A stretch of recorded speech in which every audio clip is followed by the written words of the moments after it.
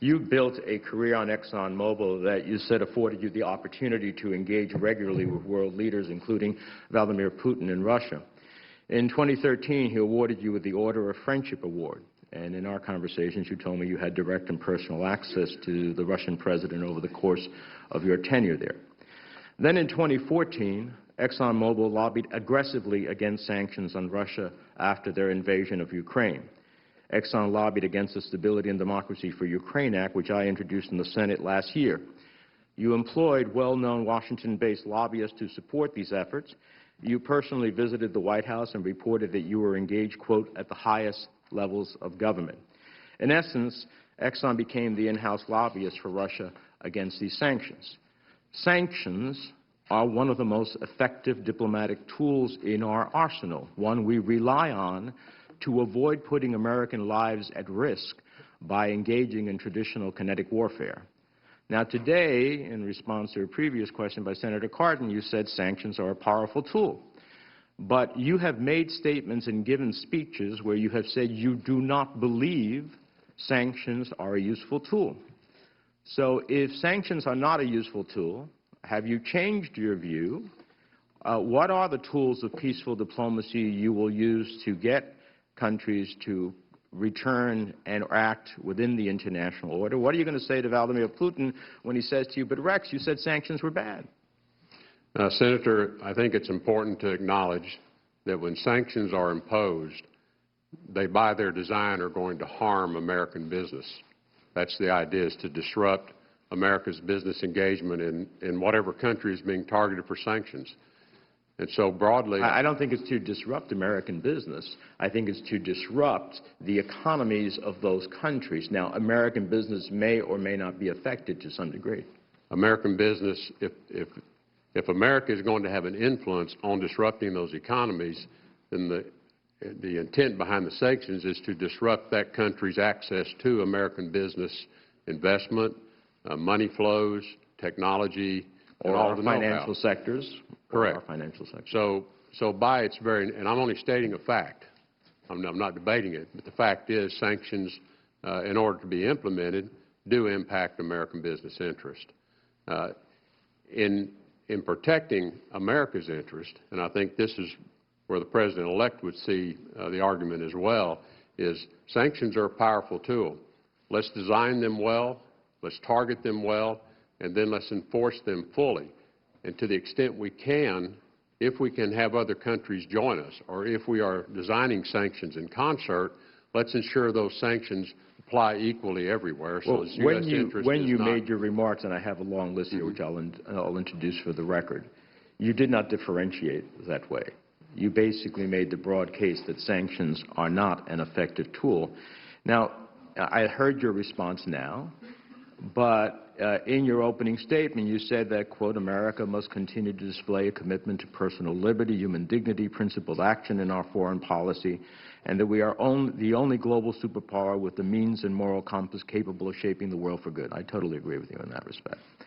But, Mr. Tillerson, our efforts in leading the international community, for example, on sanctions against our adversaries like Iran and North Korea, represent exactly that, leadership and a moral compass.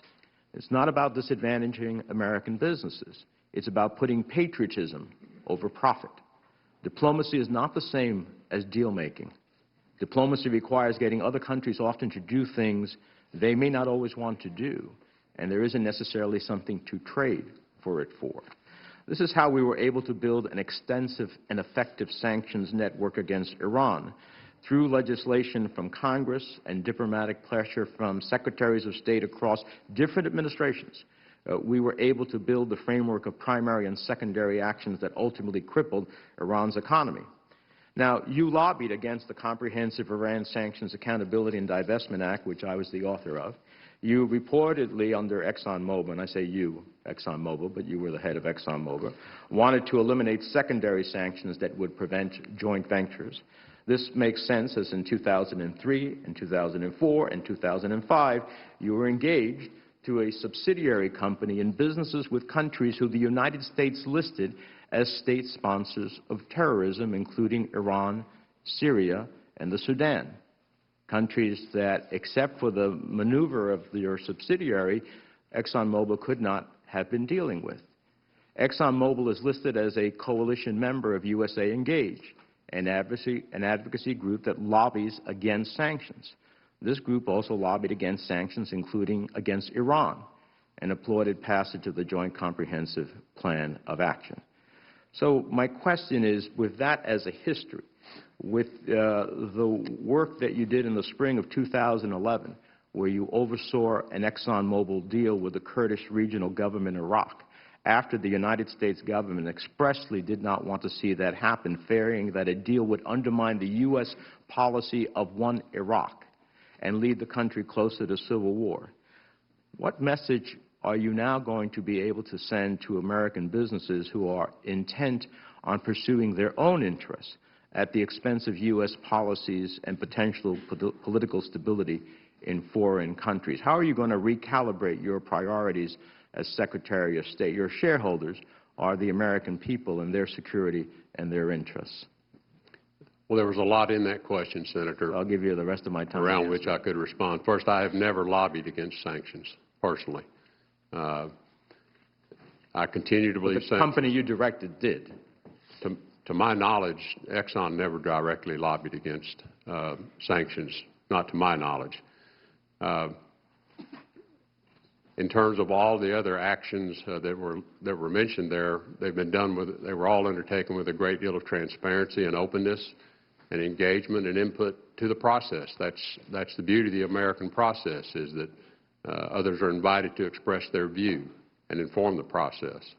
But my pivot now, if confirmed to be Secretary of State, will have one mission only, and that is to represent the interests of the American people. And as I've stated multiple times, sanctions are an important and powerful tool. But designing poor sanctions and having poor and ineffective sanctions can have a worse effect than having no sanctions at all if they convey a weak response. So it's important in designing sanctions that, as I've said, that they're carefully crafted, they're carefully targeted with an intended effect, and then enforced. And to the extent American leadership then can broaden participation in those sanctions, and you're exactly right, the Iran sanctions were extraordinarily effective because others joined in.